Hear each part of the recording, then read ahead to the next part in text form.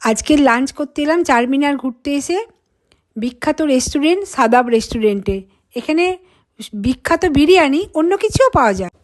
যেহেতু বিখ্যাত রেস্টুরেন্ট, বিরিয়ানির জন্য বিখ্যাত, তো লাইন তো অবশ্যই পড়বে। দীর্ঘ লাইনের পর আমরা টেবিল পেলাম। তোমরা কে কে এই পরিস্থিতির মুখোমুখি হয়েছে বলো? বিরাট অভুক্ত পেট, সামনে প্লেট, খাবার এখনও আসেনি, আধা ঘন্টা ধরে বসে আছি দীর্ঘ লাইনের পর।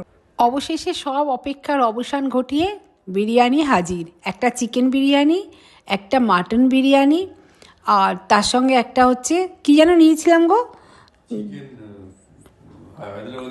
Hyderabadi boneless chicken curry.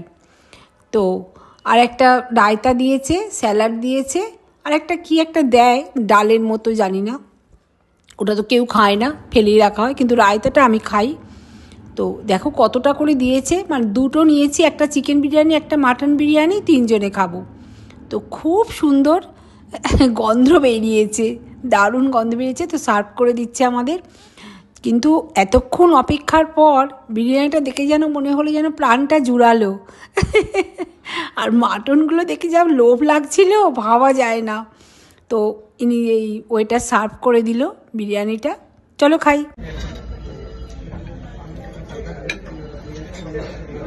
तो चलो सदब का बिरयानी खाते हो, मटन बिरयानी बहुत टेस्ट।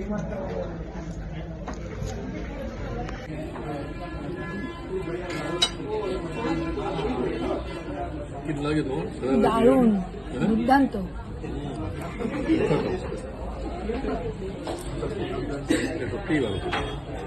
খুব টেস্টি সদব का बिरयानी।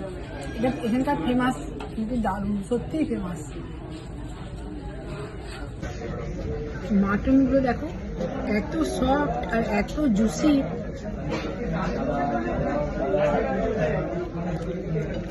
ভাবতে পারবে না। খুব টেস্টি, প্রচণ্ড টেস্টি বিরিয়ানি।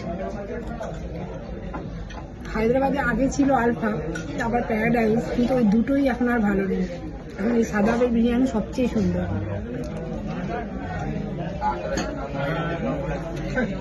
চারমিনারের পাশেই, একটু এদিকে হেঁটেছে। কত লোক হেঁটে এলো? পেছন দিক দিয়ে, সামনে দিক দিয়ে। আচ্ছা, সামনে দিক দিয়ে।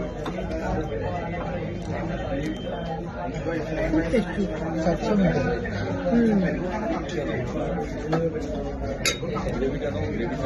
হায়দ্রাবাদ থেকে 700 metre.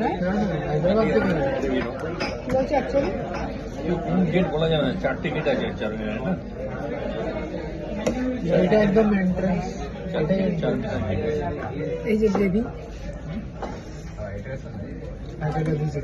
Hyderabadi chicken gravy, boneless chicken, খুব টেস্টি করেছে।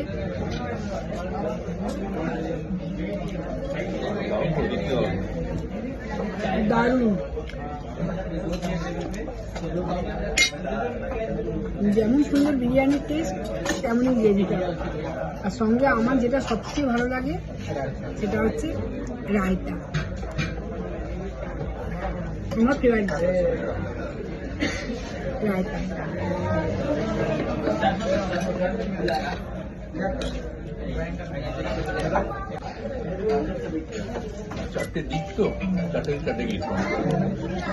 মাটনটা এত ভালো খেতে, দারুণ খেতে।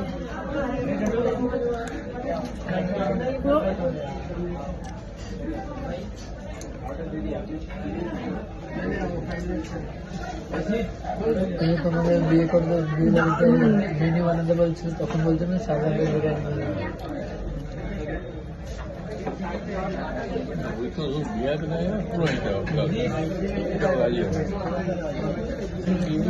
নালি পিস দিয়েছে।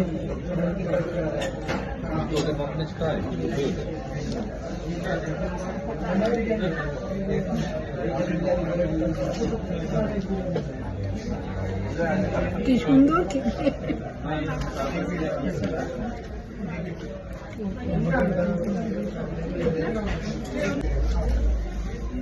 এই বিরিয়ানিটা একটু কিন্তু অয়েল নেই, এই রাইসটাই যা।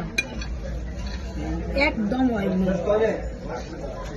অ্যাকচুয়ালি বিরিয়ানি যদি খুব ভালো হয় তাতে অয়েল বা ঘি লাগে না, মশলাটাই বিরিয়ানির আসল না গো, বিরিয়ানির মশলাটাই আসল, বিরিয়ানিতে অয়েল ঘি মোটেই বেশি ভালো লাগে না।